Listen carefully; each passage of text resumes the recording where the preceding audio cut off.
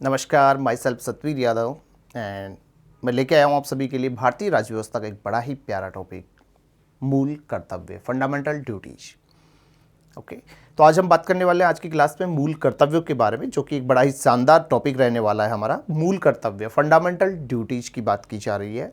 और fundamental duties की अगर हम बात करें तो भारतीय संविधान के आर्टिकल जो 51 क्लॉज क है या क्लॉज ए है, उसके अंतर्गत इसका उल्लेख मिलता है। संविधान का भाग 4 है, क्लॉज क, आर्टिकल 51 क्लॉज क।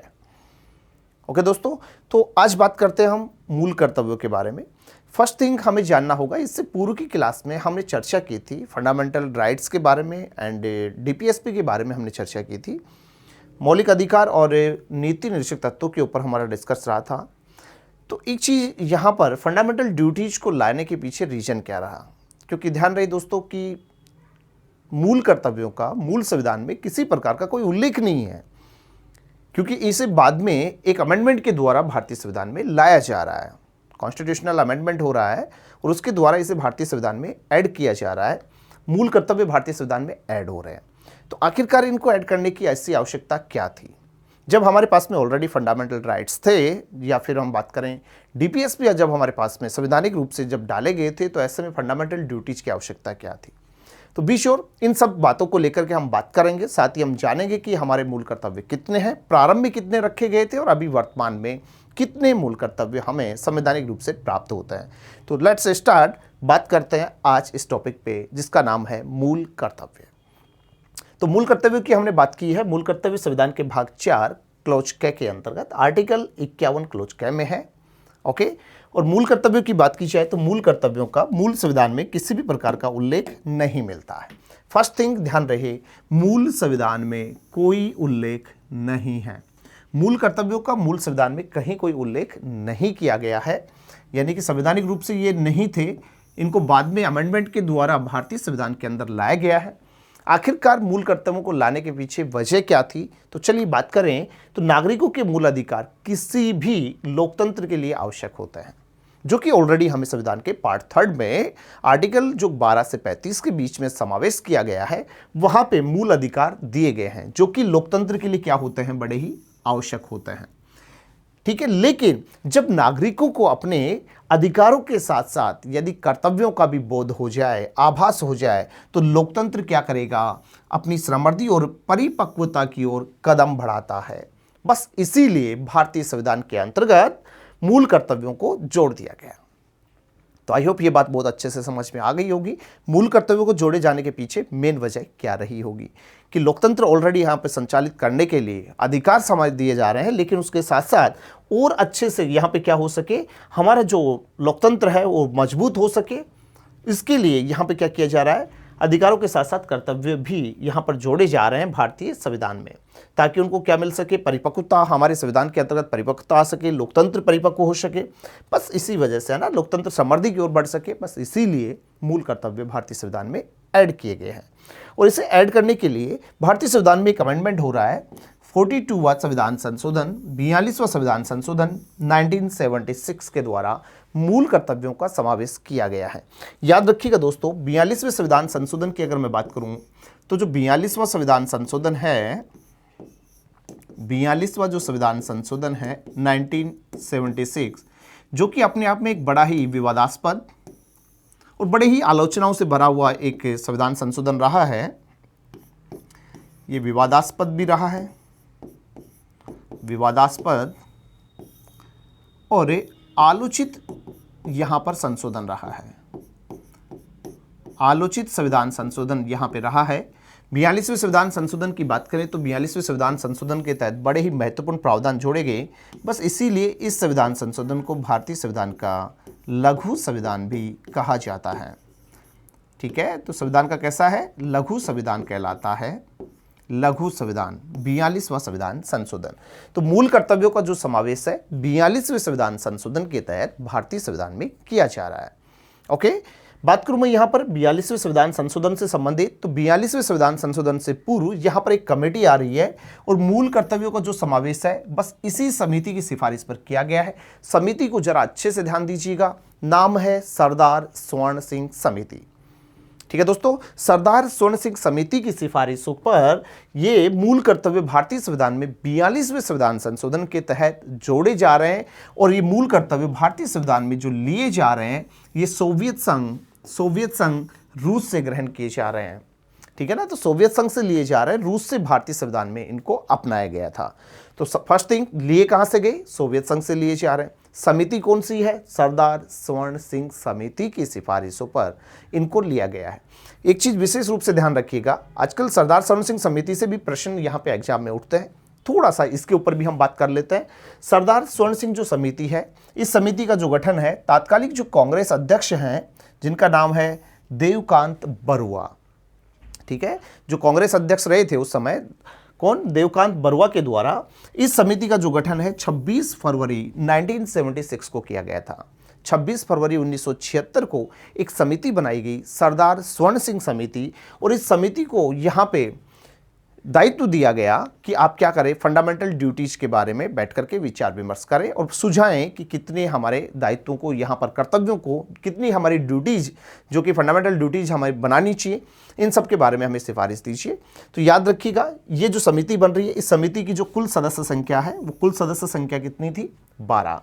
समिति की कुल सदस्य संख्या 12 थी, जिसका अध्यक्ष था सरदार स्वर्ण सिंह, इसीलिए उन्हीं के नाम से इसे बोला गया सरदार स्वर्ण सिंह समिति। और इस समिति ने टोटल बात करूं मैं तो कुल 8 मूल कर्तव्य जोड़े जाने की क्या की थी? सिफारिश की थी। लेकिन याद रखिएगा दोस्तों, मूल कर्तव्य समिति की सिफारिश जो आ रही है समिति सिफारिशों पे, और ये चीज हमें अच्छे से पता होना चाहिए कि 42वां जो संविधान संशोधन है 1976, ये लाया जा रहा है 1976 में, लेकिन ये जो प्रभावी रूप से जो लागू किया गया था, ये प्रभावी रूप से लागू हुआ था 3 जनवरी 1977 को। अधिकांश जो हिस्सा है 42वें संविधान संशोधन का, वो 3 जनवरी 1977 के अंदर ये लागू किया गया था। और इसी वजह से 3 जनवरी को प्रति वर्ष कौन सा दिवस मनाया जाता है? मूल कर्तव्य दिवस। तो ये बात भी अच्छे से ध्यान रखिएगा, मूल कर्तव्य दिवस कब मनाया जाता है? तो मूल कर्तव्य दिवस मनाया जाता है 3 जनवरी को प्रति वर्ष। ठीक है, और इसे मूल कर्तव्य दिवस को मनाए जाने की जो घोषणा है मूल रूप से 2011 में आ रही है। ठीक है ना, 2011 से मूल कर्तव्य यहाँ पर मूल कर्तव्य दिवस 2011 से मतलब 2010 से मनाए जाने की यहाँ पे सिफारिश से आई थी। ठीक है, 2010 से यहाँ पर मूल कर्तव्य दिवस मनाया जा रहा है। तो इस चीज़ को भी थोड़ा सा ध्यान में रखना है हमें। क्लियर है दोस्तों जी? तो ये बात भी जरूर अच्छे से ध्यान रखिएगा। और मूल कर्तव्य दिवस मनाए जाने की जो सिफारिश है, ये सिफारिश की थी वर्मा समिति ने। वर्मा समिति 1999 में गठित की जा रही है, 1999 में ये कमेटी गठित हो रही है, और इसी कमेटी ने मूल कर्तव्य दिवस मनाए जाने की सिफारिशें की थी। बात करूं मैं यहाँ पे मूल कर्तव्य, प्रारंभ में जो मूल कर्तव्यों की संख्या थी, मूल कर्तव्यों की संख्या प्रारंभ में 10 थी। अभी अगर हम बात करें तो वर्तमान में मूल कर्तव्य टोटल हमारे आते हैं 11। प्रारंभ में 10, वहीं वर्तमान में इनकी संख्या कितनी है? 11 है। ठीक है दोस्तों, तो ये भी हमें अच्छे से ध्यान में रखना होगा। चलिए आगे बढ़े, हम यहाँ पे बात करते हैं प्रथम मूल कर्तव्य से लेकर के 11वें मूल कर्तव्य तक की बातें हैं। तो जिसमें सबसे पहला हमारा मूल कर्तव्य आता है, थोड़ा ध्यान से इसको समझ लीजिएगा। एग्जाम्स में आजकल सीधे सीधे यहाँ पर मूल कर्तव्य लिख देते हैं, पूछ लेते हैं उनका क्रम कि कौन से क्रम का मूल कर्तव्य है। ठीक है, यहाँ पे अगर मैं बात करूँ उससे पूर्व मैं आप लोगों को यहाँ पे बता दूं कि मूल कर्तव्यों को हम किस प्रकार से पहचान सकते हैं। तो मूल कर्तव्यों को पहचान करने के लिए, मूल कर्तव्यों की पहचान अगर हमें करनी है तो मूल कर्तव्यों की पहचान कैसे करेंगे हम? तो चलिए बात कर ले थोड़ा सी यहाँ पे मूल कर्तव्यों के बारे में। मूल कर्तव्य,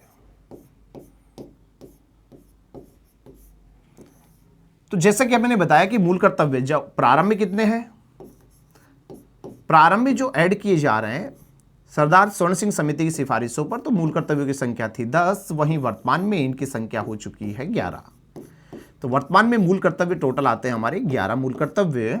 अभी 11 मूल कर्तव्य जो है, इनको किस तरीके से याद करें, ये जो फंडामेंटल ड्यूटीज इनको कैसे याद रखें हम, क्योंकि सबसे बड़ी प्रॉब्लम जो हमारे बीच में होती है कि इनको याद करना अपने आप में बड़ा ही जटिल कार्य हो जाता है। तो आज मैं आप सभी के साथ में एक ऐसी ही ट्रिक यहां पर अपनाने जा रहा हूं, एक बड़ा ही शानदार फॉर्मूला मैं आपको बताने वाला हूं। बस इसको यूज कर लेंगे तो मूल कर्तव्यों से रिलेटेड कोई भी हमारा प्रश्न एग्जाम में गलत नहीं होगा। तो चलिए बात करें यहां पर मूल कर्तव्य को याद करने के लिए बस हमें क्या करना क्या होगा, हमें ए से लेकर के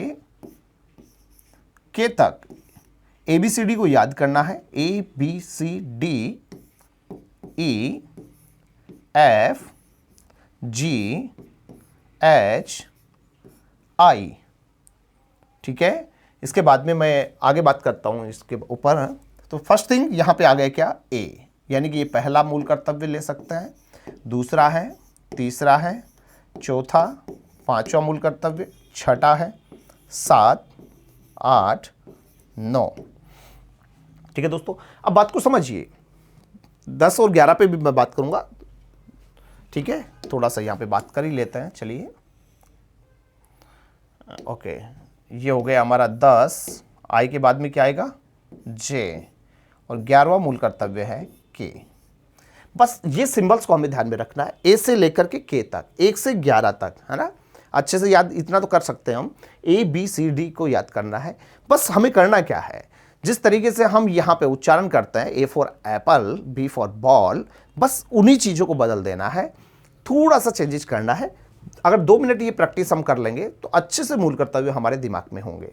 चलिए थोड़ी प्रैक्टिस करते हैं। A फॉर, याद रखना है, A फॉर एंथम, हो सकता है इजी वे में, A for anthem, A for anthem, okay. तो A फॉर एंथम, वहीं B for Bapu,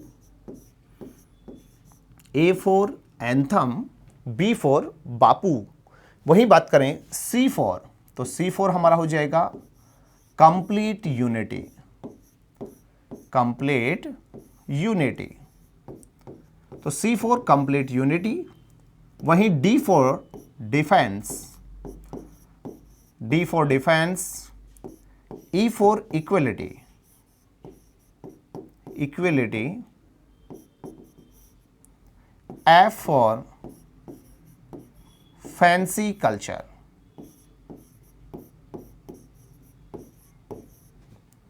G for green,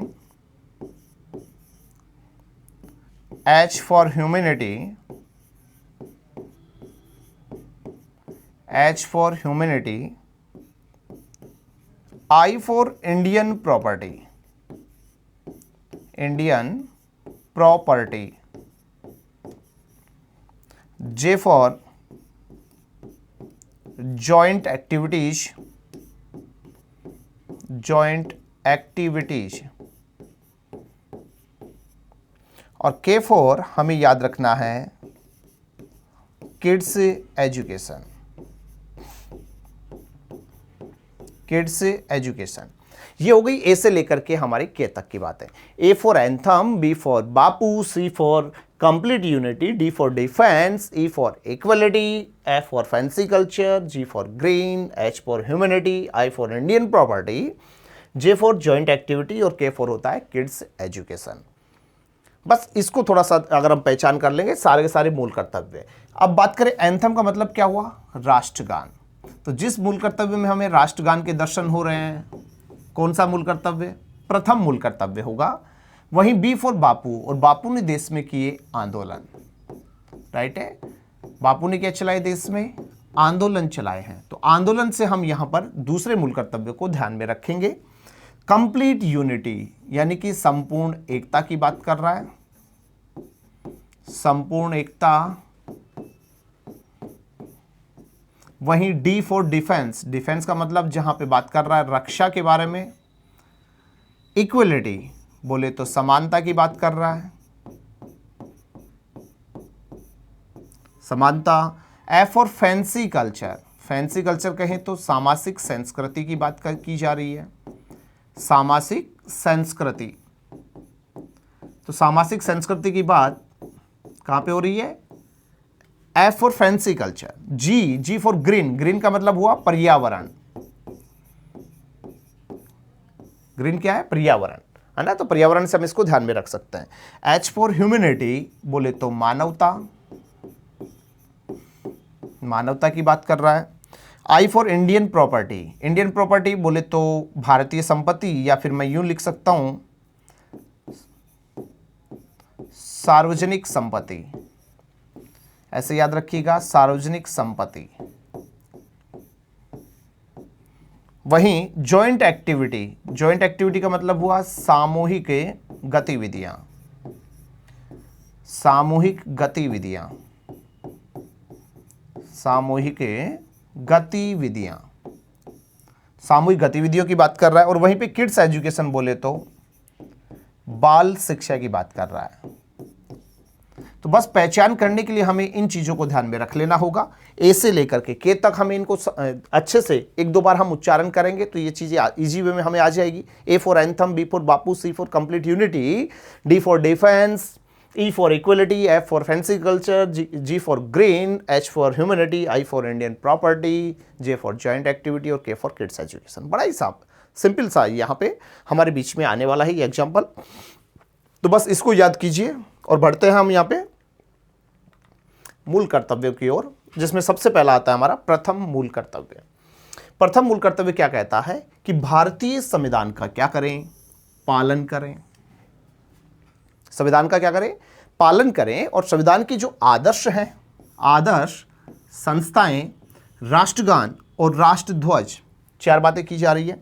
तो मैंने आपको बताया था ए फॉर एंथम, है ना, ए फॉर एंथम, एंथम बोले तो राष्ट्रगान की बात की जा रही थी, है ना, राष्ट्रगान की बात कर रहा था। तो राष्ट्रगान देखिए यहाँ पर प्रथम मूल कर्तव्य में राष्ट्रगान दृष्टिगोचर हो रहा है। तो बस ये हमारा पहला मूल कर्तव्य होगा। चार बातें याद रखनी है। क्या याद रखेंगे, आदर्श, संस्था, राष्ट्रगान और राष्ट्रध्वज, इन सभी का क्या करना है, आदर करना है। Follow the Indian constitution and respect it's ideals, institutions, national anthem and national flag. Okay, प्रथम मूल कर्तव्य में चार पॉइंटर्स पे बात हो रही है। आइडल्स पे बात हो रही है, इंस्टीट्यूशनल्स पे बात हो रही है, नेशनल एंथम की बात हो रही है और नेशनल फ्लैग की बातें की जा रही है। क्लियर है। नेक्स्ट आगे बढ़े। सेकंड जो हमारा मूल कर्तव्य आता है, क्या कह रहा है कि स्वतंत्रता के लिए हमारे राष्ट्रीय आंदोलन को प्रेरित करने वाले, राष्ट्रीय आंदोलन, मैंने बोला बी फॉर बापू, आंदोलन कर रहा है बापू, राष्ट्रीय आंदोलन को प्रेरित करने वाले उच्च आदर्शों को हृदय में संजोए रखें। याद रहे पहले मूल कर्तव्य में भी आदर्श आ रहे हैं, लेकिन आदर्श के साथ में संस्थाएं आ रही हैं, राष्ट्रगान आ रहा है, राष्ट्रगीत आ रहा है, चार बातें हो रही हैं। जबकि यहाँ पर उच्च आदर्शों की बात की जा रही है। राष्ट्रीय आंदोलन को प्रेरित करने वाले जो उच्च आदर्श हैं उनको अपने हृदय में संजो करके रखना है। To cherish the noble ideals that inspired our national struggles for freedom. Okay दोस्तों, नेक्स्ट तीसरा जो हमारा मूल कर्तव्य है उसमें बताया जा रहा है कि भारत की संप्रभुता, एकता व अखंडता की क्या करें, रक्षा, protect India's sovereignty, unity and integrity. ठीक है, वापस से देखिए यहां पर फिर हम आ रहे हैं, किसकी बात कर रहा है, एकता की, complete unity, C for complete unity, संपूर्ण एकता की बात की जा रही है।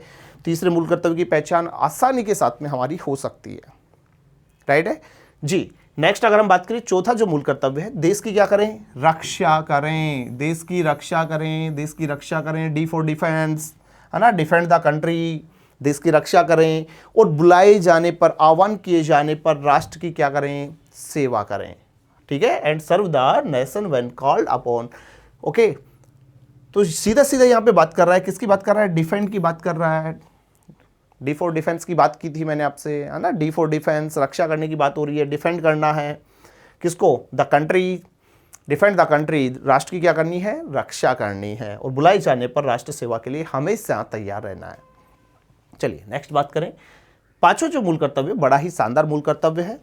क्या कह रहा है कि भारत के सभी लोग समरसता और समान भ्रातृत्व, ठीक है ना, समरसता और समान भ्रातृत्व की बात कर रहा है।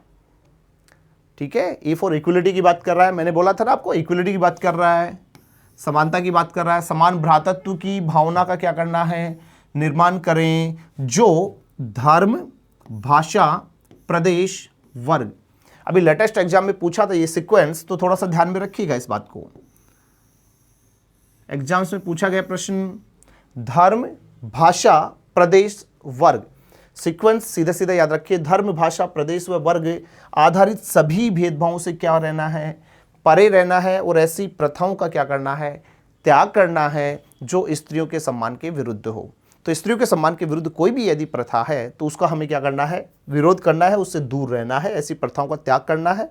All the people of India आज should create a feeling of harmony and common brotherhood.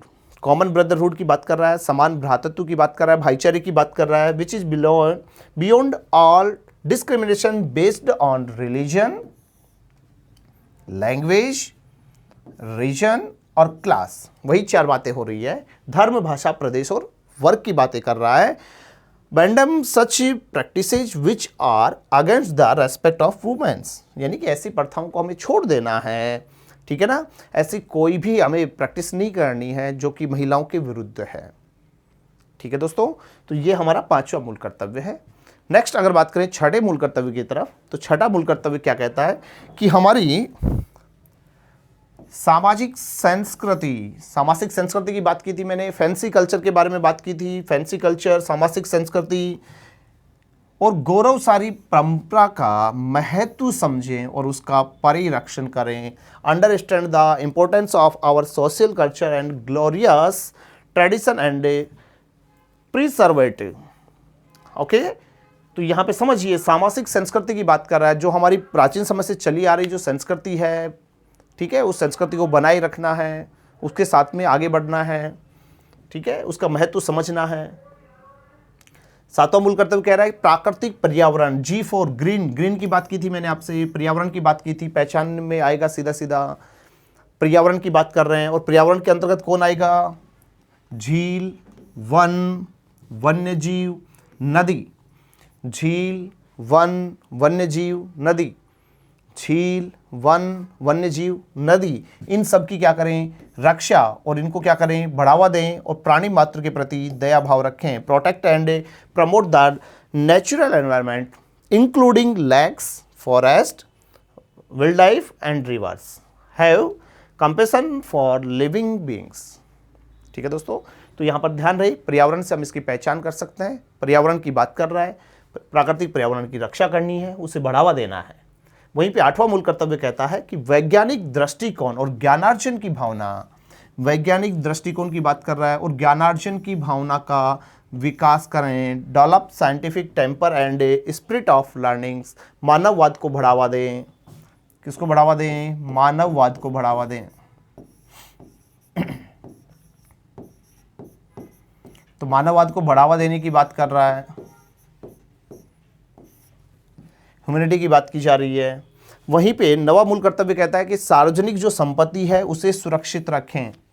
सार्वजनिक संपत्ति को क्या करना है, सुरक्षित रखना है। जो इंडियन प्रॉपर्टी है, आई फॉर इंडियन प्रॉपर्टी पे बात की थी, सार्वजनिक संपत्ति की बात कर रहा है, पब्लिक प्रॉपर्टी की बात कर रहा है कि protect public property and stay away from violence. हिंसा से दूर रहना है भाई, हिंसा से क्या रहना है, दूर रहना है, सार्वजनिक संपत्ति को बनाए रखना है, क्योंकि सार्वजनिक जो संपत्ति है पूरे राष्ट्र की संपत्ति होती है, उसे हमें बना करके रखना है। वहीं पे 10वां जो मूल कर्तव्य वो कहता है कि व्यक्तिगत और सामूहिक गतिविधि, जॉइंट एक्टिविटीज की बात कर रहा है कि क्षेत्रों में उत्कर्ष की ओर बढ़ने का हमेशा क्या करें, निरंतर प्रयास किया जाए। निरंतर प्रयास करना है। continuously try to move towards excellence in the field of individual and collective activities, ठीक है ना। सामूहिक गतिविधियों की बात कर रहा है, कलेक्टिव एक्टिविटीज़ की बात कर रहा है, जॉइंट एक्टिविटीज़ की बात कर रहा है, सामूहिक गतिविधि पहचान सकते हैं हम अच्छे से। और लास्ट एंड फाइनल जो 11वां मूल कर्तव्य है, याद रहे 11वां मूल कर्तव्य जो जोड़ा गया था 86वें संविधान संशोधन 2002 के तहत जोड़ा गया था, ठीक है। 86वां संविधान संशोधन हो रहा है। 11वां मूल कर्तव्य क्या कहता है कि अभिभावक व माता पिता का नैतिक दायित्व है कि 6 से 14 आयु वर्ग के बच्चों को शिक्षा के अवसर उपलब्ध करवाए। ध्यान रहे, इस बात को हमने आर्टिकल 21 क्लोज कैम्बे पे भी चर्चा की थी। आर्टिकल 21 क्लोज के, जो कि व्यक्ति का क्या है, राइट है, अधिकार है। वहीं मैंने आपसे चर्चा की थी आर्टिकल 45 में, आर्टिकल 45 में भी इसके बारे में डिस्कस किया जा रहा है। 6 से 14 आयु वर्ग की बात कर रहा है, शिक्षा दिलाने की बात की जा रही है। और वहीं आर्टिकल 51 क्लोज के 3 जगह पर इस बात को लिख दिया जा रहा है। बस एक जगह पर क्या है, व्यक्ति का अधिकार है, एक जगह पर राज्य को निर्देश है और एक जगह पर व्यक्ति का क्या है, दायित्व, ड्यूटी है, कर्तव्य है। ये अभिभावक को निर्देश कर रहा है, ये राज्य को निर्देश कर रहा है और ये व्यक्ति को राइट्स दे रहा है। तीनों राइट्स में ये इस तरीके से बातें की जा रही हैं। ठीक है, तो 6 से 14 आयु वर्ग का कोई भी बालक है तो उसे शिक्षा देने के अवसर उपलब्ध करवाए जाए। It is the responsibility of guardians and parents to provide opportunities for education to children in the age group of 6 to 14 years. ठीक है, तो यहाँ पर साफ शब्दों में इस चीज़ को डिफाइन किया जा रहा है। 11वां मूल कर्तव्य 86वें संविधान संशोधन में जोड़ा गया। प्रारंभ में इनकी संख्या 10 थी, अभी हो गई है 11, तो वर्तमान में 11 है। 42वें संविधान संशोधन के तहत मूल कर्तव्य अस्तित्व में आते हैं। मूल संविधान में इनके बारे में कहीं कोई उल्लेख नहीं था। सरदार स्वर्ण सिंह समिति की सिफारिश पर सोवियत संघ रूस से इनको ग्रहण किया गया भारतीय संविधान में। ठीक है दोस्तों, तो इसे जरूर, इस टॉपिक को आप अच्छे से कंठस्थ कीजिएगा। एक बड़ा ही प्यारा टॉपिक है और यहाँ से एग्जाम की दृष्टि से अच्छे क्वेश्चंस आते हैं। फिर मिलेंगे एक नई क्लास, नए टॉपिक के साथ में। तब तक के लिए नमस्कार।